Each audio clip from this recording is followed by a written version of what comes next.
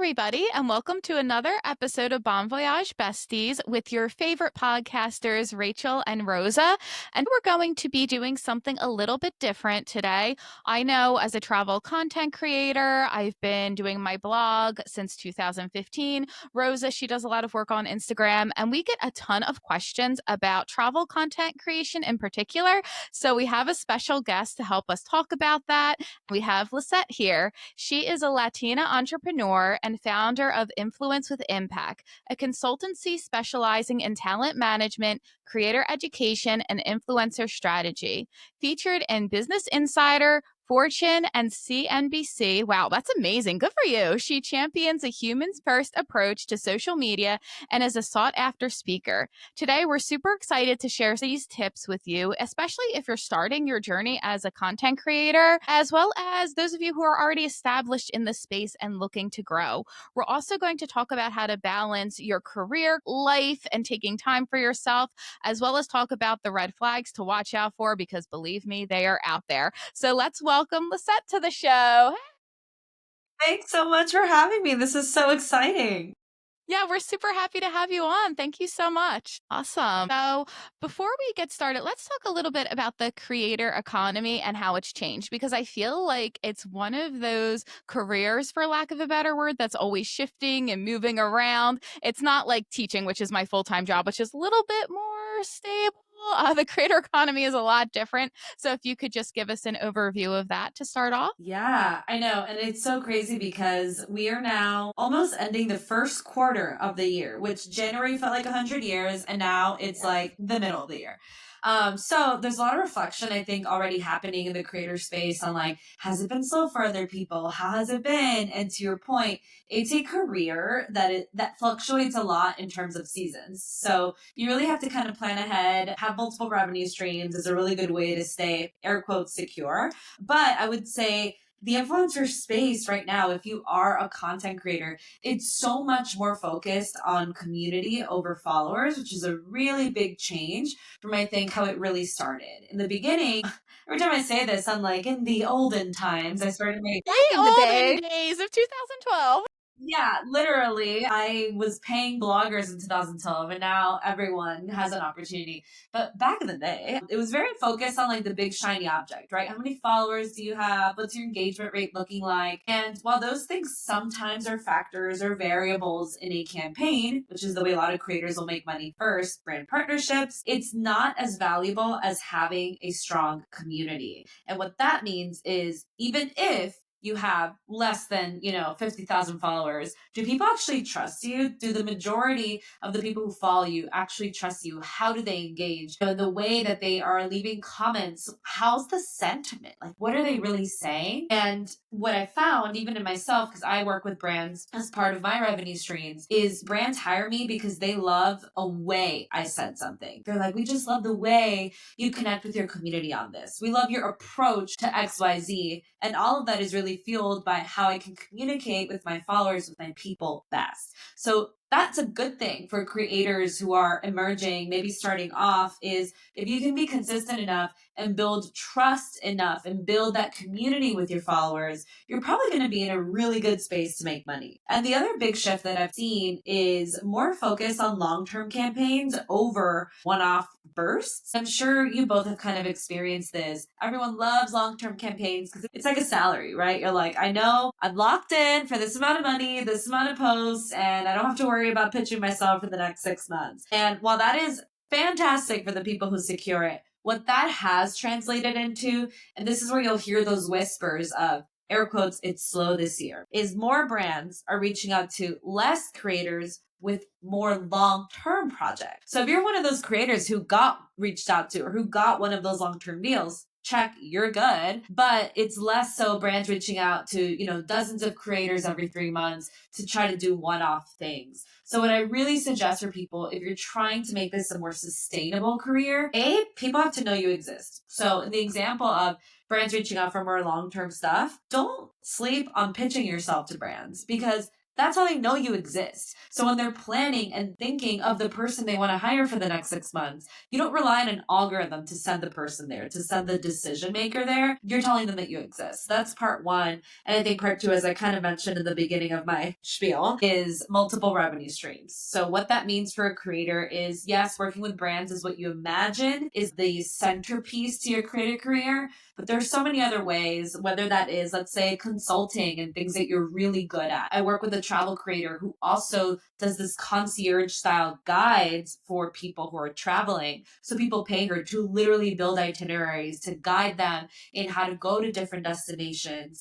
There are creators that I work with in the fashion space who are also personal stylists. And listen, all of these things, you get hired because of your social platform. So I'm not saying you're a content creator with a bunch of side hustles. I'm saying you're a content creator who's doing way more with that trust that you've developed. You can also, some platforms let you monetize, like YouTube. You also can do events and hosting if speaking is something you really love. So there's just multiple ways to earn revenue in this space. You got to be strategic about incorporating as many as possible so that when one is not carrying its weight, the other one is there to support you. That's a great point, especially the part about building trust within your community. I know when I first started getting into content creation, this was back in like 2018, and I was going to events or brands were reaching out to me, and I thought it was so cool. They're like, oh, we're going to send you this product, test it out. And I was doing all these campaigns. But when I first started Instagram, before I even got into content creation, personally, I was constantly sharing travel content, even before I started to kind of monetize that, where I was sharing my trips with my friends and my family, and my friends would reach out to me and be like, hey, Rosa, do you have any tips for, this location? And I would help them out that way. So when I started getting into content creation, I started working with like fashion, beauty products, all of these brands that honestly, like, I barely wear makeup on a day-to-day basis. And I'm like, why would someone come to me? Now I look back at it, I was like, what was I doing? Doing like makeup tutorials. Like, that's just not me. This is not why people are coming to my page. So like I started to notice when I was doing these type of campaigns that my content was kind of flopping, but that was because for me personally, I didn't have that trust with my community. Like my friends were like, girl, like we know you barely wear mascara. Like what are you doing? Here you are trying to get all crazy. So it's like, I know for me, from my own personal experience, I kind of realized that I shouldn't be doing certain type of campaigns. And it was okay for me to say no to certain brand partnerships because it just didn't resonate with the community that I was building, which was primarily travel content. Yeah. And you raise a good point. I think a lot of people assume that you have to do kind of like what's trending or what feels aspirational, or maybe you're seeing what's going viral, right? And you just want to do that because you want, again, the follower count, the numbers, but it's still not the primary thing that makes you money.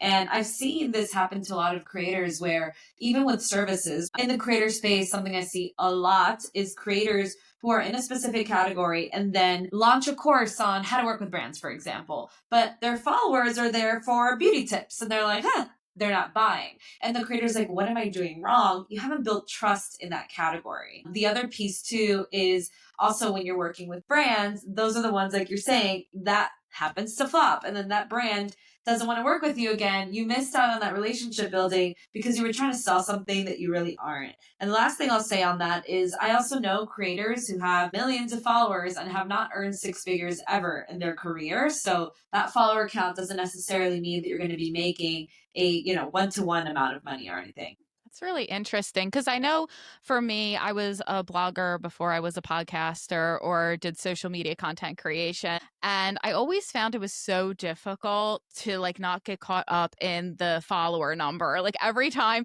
my number would change from like 7,000 to 6,999, I would just be so devastated. And it wasn't as if like the comments have changed. They've always been very supportive and the engagement's always been good, but it was always hard with that follower count.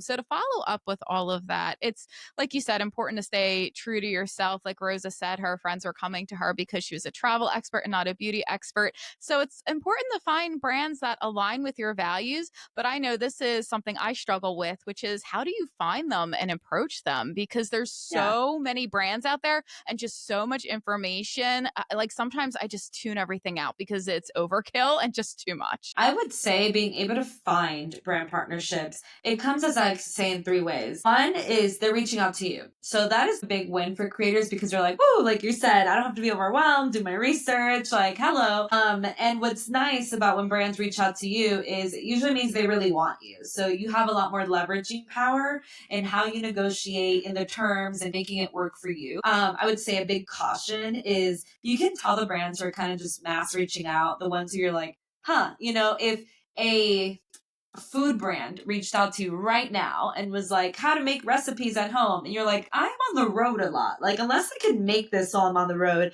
I don't know that it's relevant. You can kind of tell that they're just like seeing who bites. But that means that you're doing a really good job as a creator to be searchable and to be super clear on exactly what you're about. Yes, community, etc. is why they say yes, why they pay you a really awesome rate, but they're going to find you because the content you're making gets them there. It gets that marketer there to find you. So that's part one. Part two is pitching. And I feel like there's a sudden pitching has turned controversial because some people are like, it's a waste of time. I'm a firm believer that that is how a lot of the best partnerships come to life. And the thing about pitching is a lot of creators don't want to invest the time in relationship building along the way. So when you reach out to a brand, if it's cold pitching, meaning you've literally never talked to that person before and you're like, hello, this is who I am, way less likely to get a response. If organically you're talking about the brand, we're not talking about making free ads, we're talking about just organically talk about brands you love, mention them in your stories, if you're shopping them, if you're wearing them, if you encounter them out in the wild, that already starts to warm it up. That is even an opportunity for you to reach out in DMs and say, hey,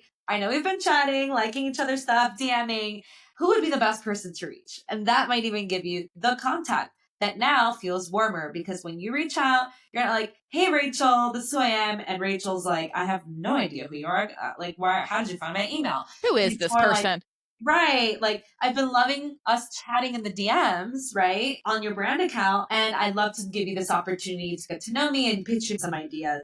And the other piece too is you really have to do your research on what the brands are doing already before you reach out and pitch yourself. This is another big mistake I see where creators are just like, this is who I am. This is who my audience is. You're starting at a really good place, but then I need you to prove that you actually know what the brand is doing. So for example, if you really want to work with Poppy, right, you're not going to go and say, hi, like I love Poppy and I take it with me on the road. You're going to say, hey, I am obsessed with the vending machine idea you guys just did. I love that you worked with really big creators. I'd love to introduce myself to you. I'm a creator who does XYZ. While I'm on the road, my community knows I'm always drinking a Poppy. It's always in my cup holder. So I'd love to maybe, present an idea where you can work with travel creators to kind of show how it's the perfect snack to bring with you.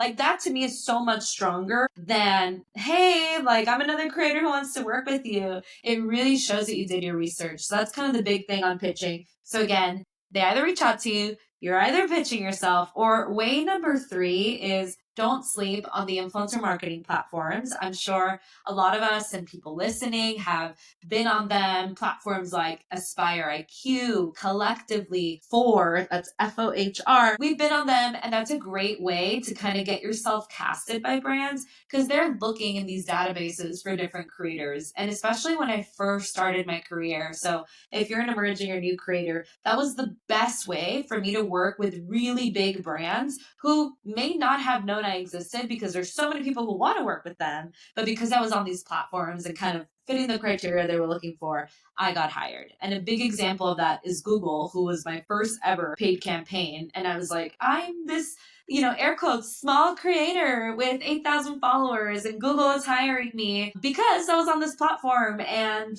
They saw something they liked, right? So I think that those would be the three ways that brands find you, that you can kind of work with brands to be more strategic as a creator. I like that. And I know pitching could be intimidating. I know when I first started and I wouldn't get a response from a brand, or they would say like, oh, not at this time, but we'll keep your information in our system. I'm like, what am I doing wrong? Why don't they like me?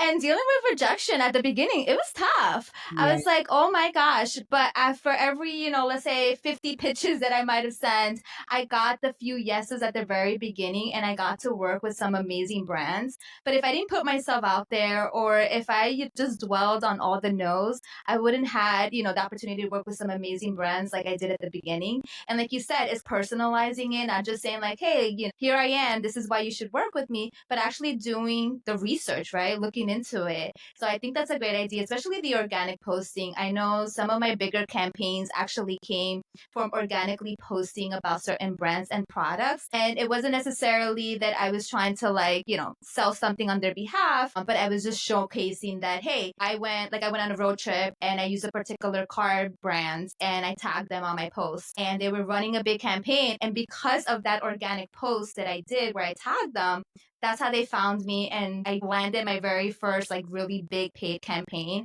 because I organically was sharing something within my community. And again, goes back to what you said at the beginning, it's all about building that trust. And I think when brands recognize that your community trusts you, I think it builds a better, relationship with them at first as well. Yeah, for sure. Like from a content creator standpoint, it makes sense, right? Because I know how frustrated I get when I open my email and I see a bunch of unrelated junk flood my inbox. Like I've been called by the wrong name. Oh. I've been not addressed at all. Like there's been nothing in the salutations. They've spelled the name wrong. They've even pitched me things about family travel. I'm a solo traveler. So it makes sense about needing to do your research ahead of time, because I know from the creator standpoint, we get frustrated when we get all of that spam. So don't do it to brands. Yes, spell check is your best friend. Same thing. When people my name is Rosa with an A, and they'll be like, hey, Rose with an E. I'm like, really? It's it's a 4-letter word. How do you get it wrong? But like Rachel said, when I get emails and brands and you see that it's generic, I'm like, okay, probably will kind of overlook it. So same thing. I'm pretty sure from the brand side, it's probably a red flag if you're naming a different brand when you're reaching out to them. So what are some other red flags? I know you've also worked on the brand side, but what are some red flags that content creators should avoid when pitching? Yeah, I'm so glad you asked that. I was going to say, from the brand side, I've literally seen it all. I think number one is getting me wrong, right? It's crazy because I actually still, to my work email, meaning influence with impact. So I own a creator agency, not a brand.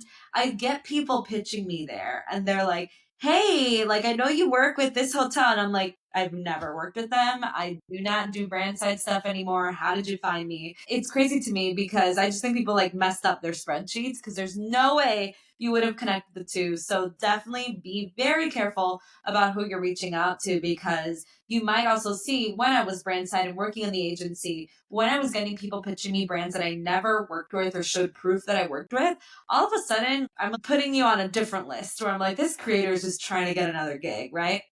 The second thing, this is more when you're working with the brand, but just be professional, be on time. And one of the best ways to make more money as a creator is that return revenue. So not just long-term campaigns, but brands who loved working with you and want to hire you again and again. Today, I got an email from a partner I've worked with for 3 years who wants to work again. And I'm like, yay, I must have done something right. But being professional, I can't tell you how many creators are late, are rude. Some managers are rude. When I was working brand side, I'd send them a brief and they'd come back and say, I'm not reading this. I literally got that email once from a manager. No. And yeah. And Right so, to the trash. exactly. After that, I'm severing the contract. We're never talking again. So really being professional is so important. And honestly, you'll stand out because more people are not professional. And I would say the other piece as a red flag is kind of reaching out. And again, hopefully people listening to this are very ethical creators, but there is a lot of creators who you can tell have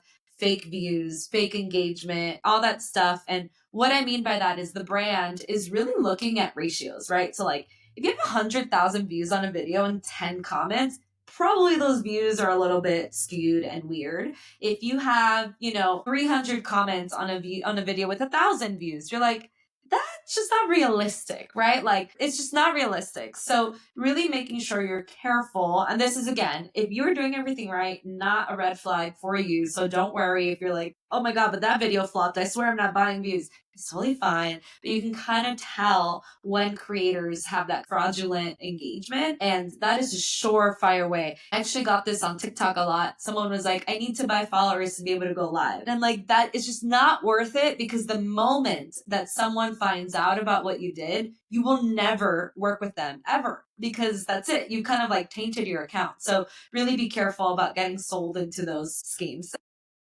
And not just that too. I mean, I know obviously with laws and all those things, it's ever evolving when it comes to content creation, but I think the FTC is really cracking down on a lot of these things. So remember, being a content creator, it's a business, right? Your own brands, or whether you have like an LLC or a corporation, you're established, you're still a business and you still have to follow certain regulations. So being ethical is not only the right thing to do, but it's the law. Yeah, don't break the law. It's not a good idea. Don't break the law. Always disclose partnerships, because I know that's been a sore spot in the creator space recently from what I've seen on threads, are content creators who are not disclosing when something is gifted or paid. And there are FTC requirements that you do that. I know when I was more in the blogging space, I would have to disclose literally everything. Yeah. So you want to make sure that you're following the rules. So on the flip side, for maybe like new creators who are just getting into the space and they're excited, say a brand approaches them, what red flags should the creator look for? Because I know in my experience, I've had brands try to slip some dicey things in the contracts from time to time. Yes. It's another favorite topic of mine, because I feel like brands want to gatekeep these conversations because it works out in their favor. So we're here to kind of spill everything. But Yes. as a creator, the first thing you need to know, the moment a brand reaches out to you or replies to your pitch and wants to kind of talk, you need to know these things. You need to know, what's the timeline, because that is something that's actually pretty important. They might say, we have this campaign going on, it's due on Friday, but they don't tell you that up front. You want to know what the deliverables are entirely.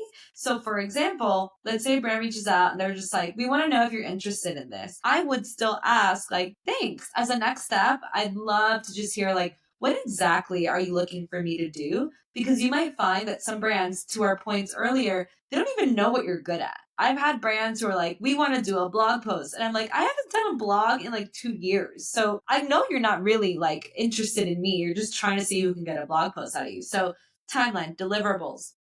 You want to understand usage and licensing.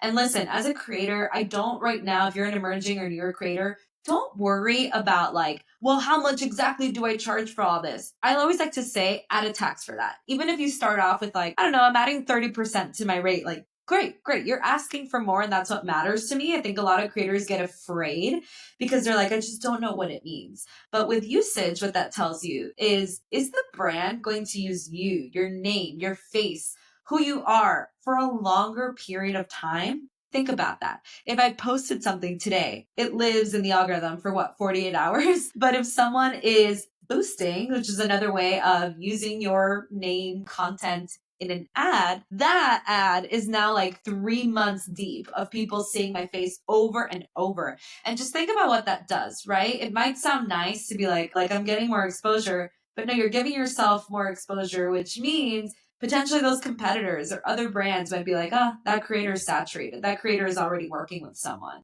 So you want to make sure you charge accordingly, right? So timeline, deliverables, usage. You also want to ask about exclusivity. These are the biggest things people are slipping in, by the way. So these are like the big four, and exclusivity is really just telling you you cannot work with a competitor for a certain period of time. Another thing to charge for. Why? Because you may be out of business for that amount of time, right? So you want to make sure you're compensated fairly. But those are the big things that people sneak in. So you have to ask for it up front, because your price, your rate depends on all of those elements and a few more, but those are kind of the main big ones you don't want to forget. And then when you get the contract, it's going to be there correctly. I can't tell you how many experiences I've had where creators who come to us for help, they're like, my gosh, this brand snuck in perpetuity, which means they own your content for the end of time. Okay. We never want that.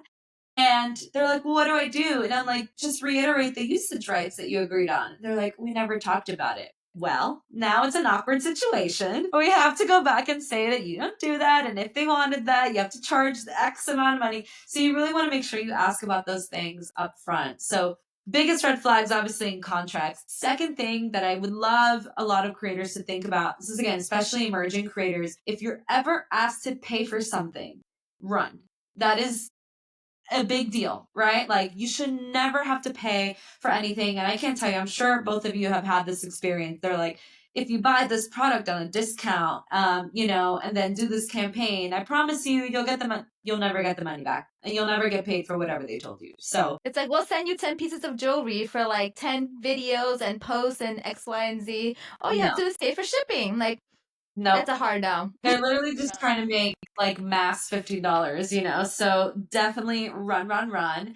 And in this vein of like, looking for these nuances and, never binding yourself to paying for something, every partnership has to have a contract, because even if the contract is literally one page that says, I will do this and you will pay me this, even if that's all it is, at least it's protecting you. There's a lot of instances where brands will just like never pay a creator, or they'll pay them 6 months down the road. And it's so scary, but a contract will definitely at least give you grounds to like get them legally if you wanted to. Yeah, definitely. Always get it in writing. That is so, so important. And I have to say, I feel so validated right now. I just had an instance, Rosa knows the story. I won't name names or anything like that, where a brand approached me and it was for a gifted campaign. It wasn't even paid. And it was a laundry list of deliverables, a fast turnaround. They wanted to use the images in email, websites, social, in perpetuity, all of this. And when I pushed back and I was like, can we just take a couple things out? They got spicy about it. So I had to back out and I felt bad. I felt guilty. I'm like, well, sorry, this is a lot. But I feel like so validated right now. And I want to thank you. Oh, yes. And listen, I also won't name names, but one of the biggest companies we all know and is in a lot of creators' wish lists, who reached out for a campaign.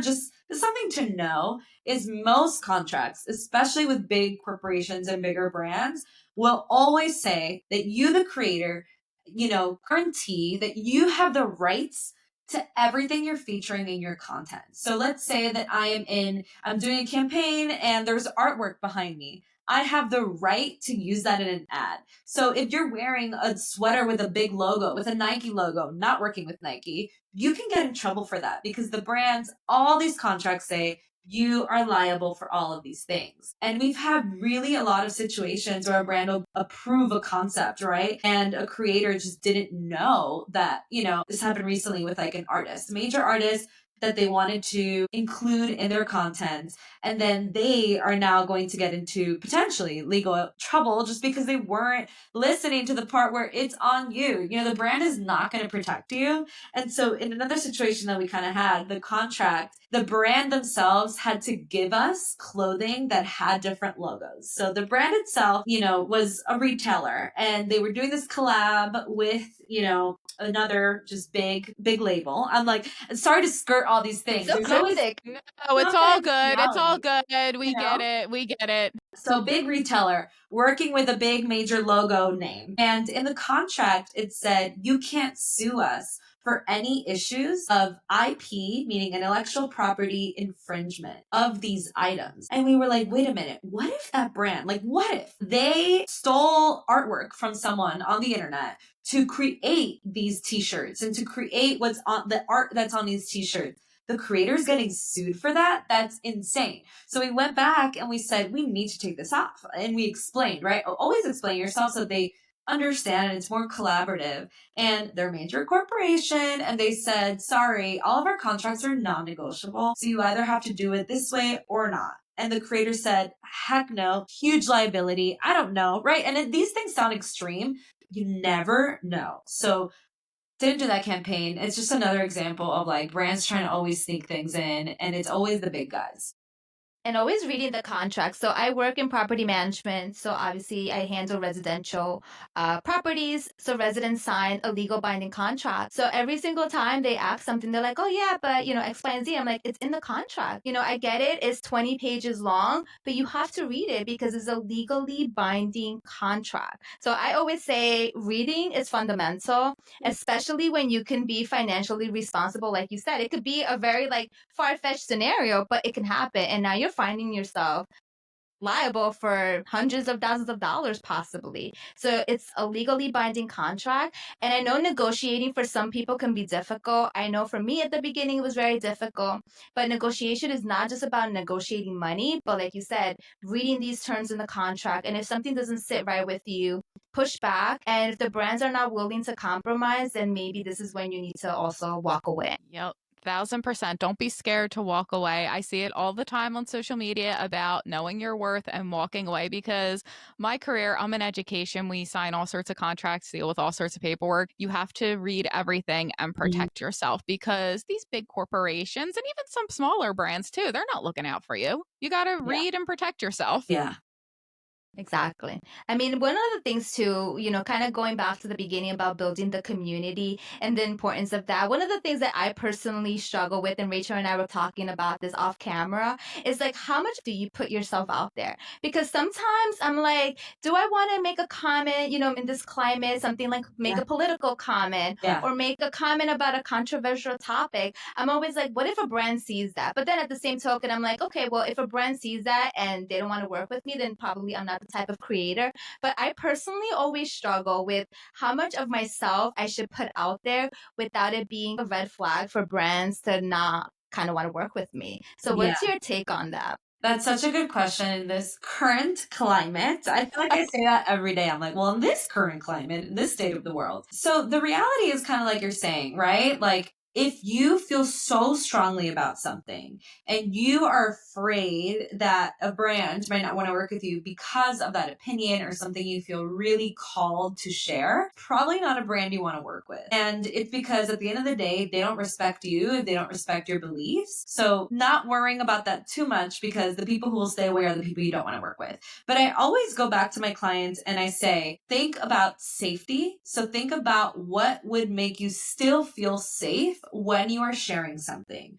For example, I'm a daughter of immigrants. So if you asked me 3 years ago, sharing the immigrant experience to talk about or to advocate for immigrant rights probably would have felt just too close to home. We were dealing with a few things at home. I just didn't feel safe. I knew that I would get triggered if someone responded in a weird way. Never talked about it. Today, that's like my number one thing. That and reproductive rights. I'm like constantly sharing articles and sharing, what's happening in the world and trying to bring awareness. And I even worked with some organizations and nonprofits to do campaigns where I was kind of supporting them in these initiatives to get the information out to other people. So one, again, like feel safe. Know that the people who don't want to work with you, it's perfectly fine. And I would say think about your community. So think about what your community needs right now. I actually work with a creator who's actually a political creator. So you'd expect that all of her content is like news. This is happening. This is happening. But actually, her mission is to help people feel less anxiety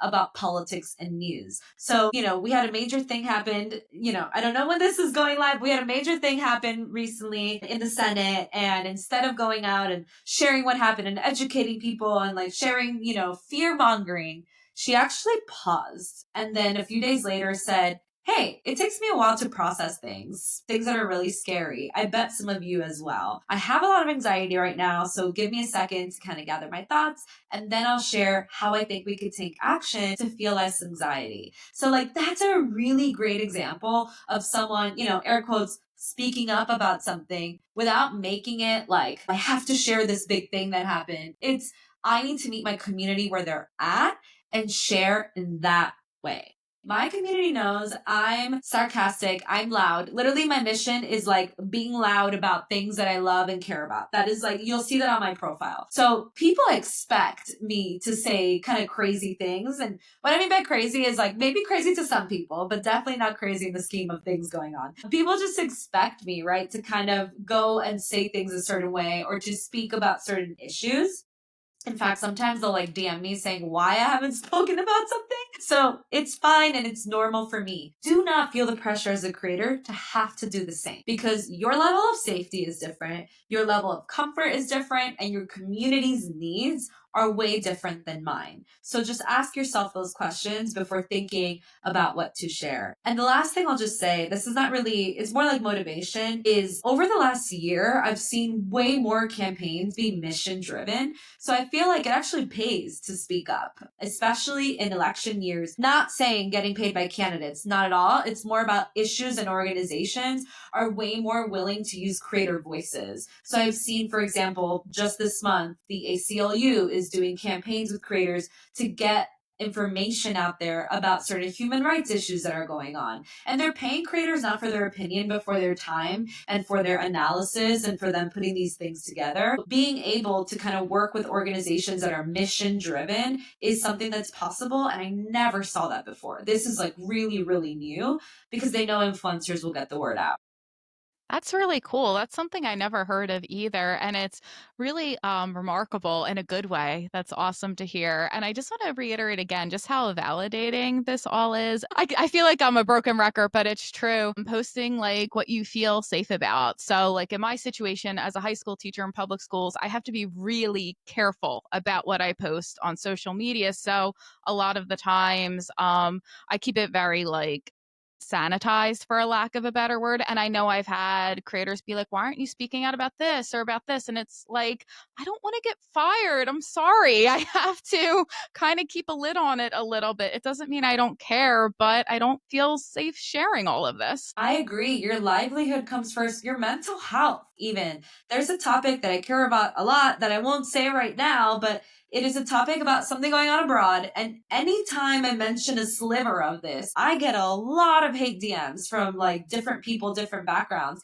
And I'm like, I can't handle that. So I'm just not even bringing it up. And I've said that in my stories. I've said, if you're wondering why I don't speak out about this, I just honestly can't handle what people respond to and the way people kind of like feel entitled to say mean things to you. Can't handle it. I'm a mom right now. There are certain topics that I can't look at, like kids dying abroad. Like I can't even look at that. I can't look at the news. So don't ask me about it. And I am very honest about these things. So an advice I would give to you as just an example for anyone who may be in a similar situation, if you feel pressured to speak up or people are sending you DMs, it's okay to reiterate on your platform. Like, I just want to remind you all, like, I'm a public education teacher, right? And I hope you will follow me because you know where my values really are, but understand that I cannot speak up about everything. Just purely, I don't feel safe doing it right now.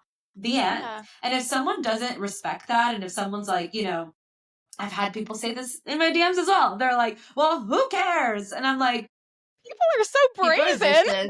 block, like the block button. Block. I am loose with the block button. So really knowing that again, you actually, this is the time I want you to be selfish is like, no, you cannot. And I tell some of my clients this, you're not CNN either. You are a content creator, you're a human being, and the creators who feel pressure, because again, I know that there are so many people saying this or people sending you DMs. You're probably going to spread misinformation. You're probably going to get triggered because you haven't processed these things. So just like take care of yourselves.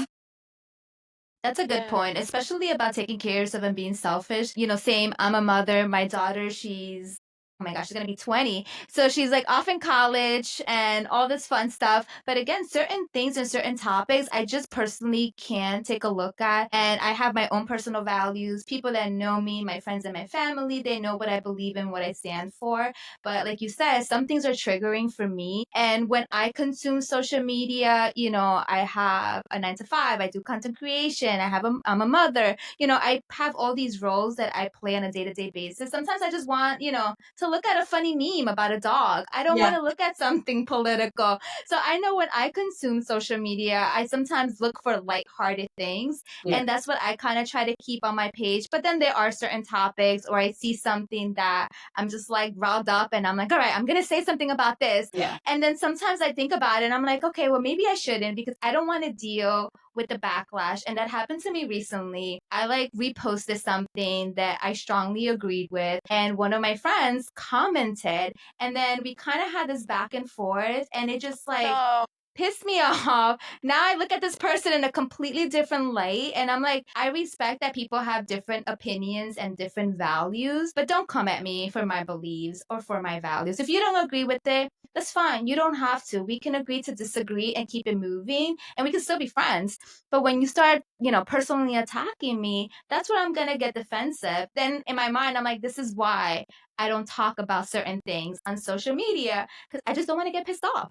Yeah, exactly. I'm like, my whole day is ruined, you know? So, needless to say, that was not a fun experience. We're human beings, and people think just because we share our life on social media that we're not sensitive. Like, I can't deal with people trolling at me, or I have the hardest commenting. time with Like, trolls. I have the hardest time with trolls. I get so angry. And I know most of them are probably like, I don't know, like 19-year-old internet trolls who do this professionally. I don't know. I could be making that up. But that's actually a really good point to discuss because I know content creation, it's very romantic in a lot of ways. I've gotten on so many amazing press trips, but you do put yourself out there. So how do you handle the hate? Because it's tough being on the internet. People feel entitled to say whatever they want and they do not care. And I know for me, there was one point where I was actually limiting who could comment on my Instagram period. I'm like, I'm just going to keep this to followers because I don't know that I won't say something back and it's going to dissolve into this flame war and it's going to be really embarrassing. What sort of advice do you have for content creators? They want to get into the field, they're ready to do it, but they're a little scared of all the internet trolls because there's a lot of them.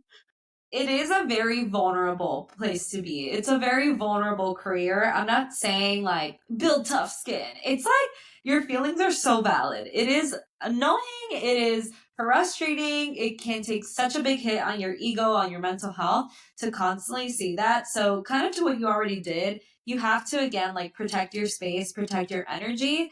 I actually would say limiting comments to followers only is a great place to start because at the end of the day, you want to build communities. So your community is really the only people who matter and who can and should be commenting. There's also, if you're on Instagram, there are comment filters. So you can put different words, you can kind of turn them on so that people can't say specific things. I had a moment in 2018. Oh my God, I'm forgetting my years. In 2018, where I went viral. And I actually went viral for like talking about how I used to be in debt and I paid it off. And here's how I did it. And it was like side hustles and content creation. The article itself got misconstrued into like, I love to spend money on luxury things and I am in debt because I'm an influencer. Like, I don't even care about luxury things. And that actually came with so much like really scary hate. Like people were sending me unalive threats just Oh my because I talked God. about like debt. And of course, I can tell you everything is always a projection of that person. It is never a reflection of you, but it still is scary and it still hurts. So I completely understand why you'd want to filter things out. So I was filtering things like debt, like curse words or broke. I was like, I just don't want to hear it. And there's literally no reason that someone would even need to comment these words. You can turn them off later. So really protect yourself from that and have a support system offline. Like literally go touch grass, literally go have a hobby. You have to really make sure that you kind of bring yourself back down to earth as much as possible. And when I say back down to earth, I mean like a grounding presence because social media is so crazy. And also people, therapists, like every full-time creator needs to have a therapist. I believe in that wholeheartedly because there's so many, stressors in this space. So make sure you're protected and you have people around you who can help you. I always joke around. I always say if I'm not working or traveling, like I'm on the couch with my cute Frenchie Chloe. But I swear, she's like my emotional support dog because it could be stressful and people don't realize. Like I know when I first started doing content creation, it is a lot of work. Like yeah, you see maybe a 20-second video or you see a carousel of beautiful photos and you're like, oh, okay, that's great. You're going around the world on these amazing press trips or working with these brands, but it's a lot of work. People don't realize the back end stuff that goes on, the time prepping for this photo shoot, taking the shot, editing the content. It's a lot of work. And I know for myself, I always need time to kind of decompress. So, like, for instance, right now we're like in the middle of March. Next week, I'm going on a family vacation.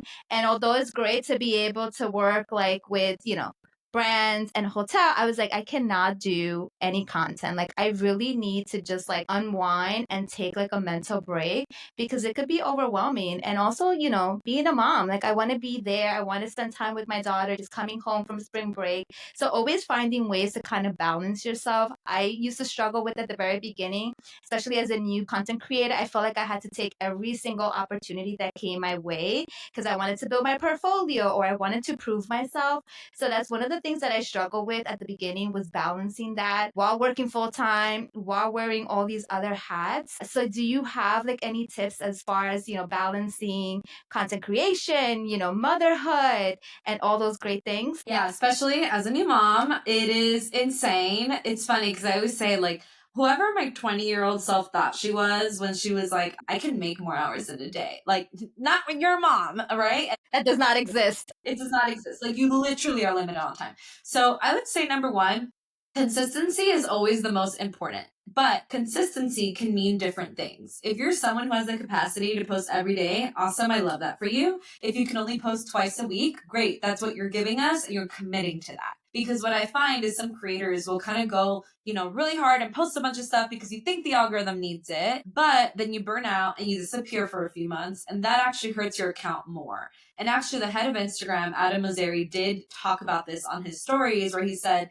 if you disappear for a long period of time, you will see a drop in engagement. You will see a drop in reach because the algorithm forgot. The algorithm forgot what you're about. So it's almost like you're restarting and refreshing, which sucks, right? So consistency is really important. Consistency is built through efficiency. And all that means is do what works for you. If you only have capacity, in a day, right? I can probably only dedicate like 30 minutes in a day to just like being on social media. So engaging with people, responding to DMs, which means some days it's not enough for me to like film a video, edit a video. That might just mean I'm responding to DMs that day. But the next day, I might dedicate my 30 minutes to like filming a bunch of stuff, speaking to camera, which is really easy. And then the next day, right? So not even that day, day 3, I'm finally editing the video and I'm posting it. I actually posted a video today as the podcast recording day where I needed like 30 minutes to edit it, at least. And I think the video is like months old recorded actually. Very specific storyline here, but it didn't need to go live that day. And I think a lot of creators put a lot of pressure of like, the world is changing so quickly, the algorithms, so like must film, must edit, must post like same day as many times a week as possible. You just have to do what works for you. And if you are even more limited on time, the biggest thing I would focus on is allowing yourself to experiment, which is probably not advice you'd think I'd give, but when you have very limited time, the best way to make the most of your time is to like have a little bit of fun, try something different, right? Like maybe for you, it means, I have a lot of things going on in my life. What if I just recorded them? I do this all the time. If I'm traveling, I might like record what's going on. I don't know if it'll become a vlog later. I don't know if it's going to become like where I went because I'm not a travel blogger, but I might use those clips for something else. And at least I was still flexing that muscle. So at least I was making sure I understood different angles I wanted to take. Even if that video never goes live, I'm still practicing my skills as a creator, which is the second most important thing after being consistent. Yeah, that's so true. It's always fun to experiment because you never know what's going to end up working for you. Like I always encourage my students to be creative and try new things out. I know whenever we get a new piece of software at school and they're like, well, I don't know how to use this. And I'm like, well, click around and just like have fun with it and see what works for you. So I, as a teacher, think it's fantastic advice. And I sometimes myself feel the pressure to post every day. And it's just finding like that vibe that works for you because we're all different. So I feel like we've touched on a lot of the different stressors about being a content creator. Let's talk about some of the fun stuff like money, because who doesn't like talking about money? I love money. I certainly spend enough of it. So, what are some of the different ways creators can monetize? Because you hear words thrown around like campaigns. Yeah. So I always want you to remember, whoever's listening to this, content creation and being a content creator means you're making money from your content. But it doesn't only mean you're working with brands. That's one way in. And I think a lot of creators get that confused because they're like, well, if a brand isn't paying me, am I even a content creator? Am I even making money? Like there are so many other ways to make money. working with brands is probably the first way you will make money, or kind of the first way in for a lot of creators, because it's what's most popular. This is now like a multi billion dollar industry. So there's enough for everyone and there's a brand for everyone. So one. Second most common, I would say, is the platforms. So for example, if you're on YouTube, you're probably at some point monetizing through Google AdSense, which is ads on your videos. You're getting paid for it. Instagram, Facebook, they have a lot of, and Threads have bonus programs, which are accessible to creators of many different sizes. So that might be another common way that you're making money. A third way is through affiliate income, which I would say is another popular one, because you're probably talking about things that you love, programs, shoppable things, retailers you frequent. So just linking to something that's going to get you more commission passively, right? So I'm not talking about doing affiliate only partnerships with brands, another red flag. But I'm talking about, like, if you're already talking about something, get yourself a commission code, right? Get yourself a link so that you can passively make income through that. The next, I would say, once creators are doing this, they're like, ooh, like, I've built some trust. Let me launch my first digital service or digital product. And what that means, again, remember, you're still making money from your content creation. It's still, I've built so much trust that this would now be a good idea. And what that means, let's say digital product can be an ebook. Maybe as a travel creator, you want to start selling your guides. You want to start selling, different places you've been to and really showing us the hidden gems, what to do, what to know in a guide. Boom, digital product that you're selling because people trust you on that. Another digital product is courses, right, on maybe different things that you're really skilled in. I have, for example, a creator who did a course on media literacy. You'd think that that's like, who cares about that? Her audience did, because they trust her on that topic. We have creators who then also do specialized jobs. So for example, there's a creator who we work with who's a therapist. She still takes clients. She still actually mentors a lot of other therapists as part of another service that she has. But this is because her platform and what she creates about is the therapy industry, like the business of being a therapist. So yeah, she works with brands. Yeah, she makes affiliate income. Yeah, the platforms are probably paying her because her content does really well, but her digital services are just specialized skills that she has that she's selling to people who trust her. So these, I would say, are kind of the biggest ways in for making money as a content creator. And the more you build trust, the more all of these things are pretty easy for you to just kind of turn on, right? Selling these things and having a marketing strategy, blah, blah, blah, like for how these things can make you a lot of money. That's its own conversation, but at least you can get these things live if people trust you. All about community. I love it. I love it. So step one, build the trust. Oh, yeah, Yes. it literally And the all money comes will back to follow. trust. It's the hardest thing, but it's the thing that will make you money. Yeah, and it makes sense, because if I don't trust you, why would I book a $3,000 experience across the world? I mean, I like to spend money, but, within reason. Exactly. And one other thing I want to share, because I think this is on a lot of creators' minds, there are a lot of creators who might blow up overnight, right? So you're seeing it, and you're like, what the heck? I've been doing this for 10 years, and this creator just showed up and they have 100,000 followers, but they do not have 100,000 people who trust them. So it's a very big distinction, because I have seen there's a creator that I was kind of advising, more of a friend, not a client, who wanted to sell merch. And he had just hit 1 million followers. So he was like, I want to sell this merch. But he got to 1 million followers within 1 year, which is a huge achievement, of course. But when he sold the merch, he didn't get a lot of people buying it because people don't really trust him yet. Like, I just started following you. I'm not like committed to you yet. So it's just an example of like trust, way more important than the follower count, because that's not the thing that makes you money. And that's a good point too, also, when it comes to like comparing yourself to other creators. I know I struggle with that sometimes when certain content will flop, and I'm like, but why? I put a lot of time and energy. I thought it was gonna do well. And like you said, then you see other creators that they have content that's going viral, and you're just like, it doesn't look the best, or whatever the I get case may be. so spicy. I won't even lie. I get so mad. I sit there fuming. I'm like, oh my God. And it is So like the it's 5-second video always.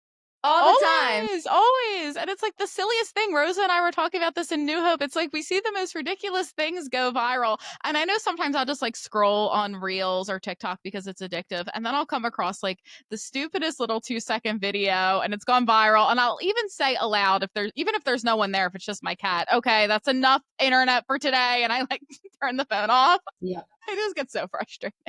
So I really love, like, some of the points that you kind of covered throughout this episode is your journey is completely different. My audience, obviously, like Rachel and I are both in New Jersey. We both post like travel content. Her audience is completely different than my audience. There's no need to be competitive. There's so much brand partnerships and collaborations out there. I feel like being collaborative kind of gets you, kind of a step ahead than always competing. I mean, we're human beings. So, being competitive, it's nature also, so I can't say that I don't get competitive sometimes, but not comparing yourself too much or getting like hung up when like maybe your content flops or if a brand says no. So I really love what you said, from the very beginning. Build that trust. Do what works for you. Don't constantly compare yourself. Like, yeah, we each have 24 hours in the day, but we spend it differently. So a content creator who does this full time is going to have more time and energy than I, who have a full time job and can only dedicate 1 or 2 hours a day to content creation. So I feel like, everyone's journey is a little bit different and understanding that. But if this is something that you want to do, like Rachel said, it's great because you can make money off of it. And I think, Lisette, you cover so many different ways how a content creator can make some extra cash. So I love it. Thank you. Yeah, and I love the whole idea of collaboration versus competitiveness. I coach soccer too in the fall, boys soccer, and I feel like I have that conversation all the time when it comes to team sports. They're wonderful. I love them all. They're amazing kids, but you do win more games when you're collaborating as a team versus when you're competing with each other. Yeah. This is like a challenge that I've done many times and I challenge some people to do.